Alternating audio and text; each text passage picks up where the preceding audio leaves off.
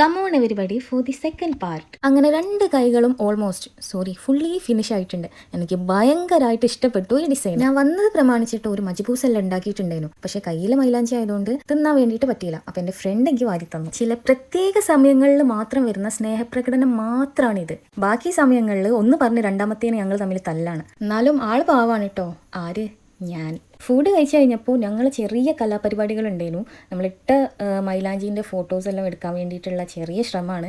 പക്ഷേ ഇവളും കൂടി കൂടിയപ്പോൾ ഫുള്ളി പൊട്ടിപ്പാളിസായി. ഈ മെഹന്തി ആർട്ടിസ്റ്റുകൾ എൻ്റെ ഫ്രണ്ടിൻ്റെ സിസ്റ്റേഴ്സാണെന്ന് ഞാൻ പറഞ്ഞല്ലോ. നമ്മളിപ്പോൾ ഏത് പിക്ചറാണ് കൊടുക്കുന്നതെങ്കിലും അതേപോലെ തന്നെ നമുക്ക് കയ്യിൽ വരച്ചു തരും. പിന്നെ എടുത്ത് പറയേണ്ട ഒരു കാര്യം, ഈ മെഹന്തി ഉണ്ടല്ലോ, അത് അവരെന്നെ സ്വയം ഓർഗാനിക് ആയിട്ട് ഉണ്ടാക്കുന്നതാണ്. 100% നാച്ചുറൽ ആണ്. വിശ്വസിക്കാം എന്നെപ്പോലെ.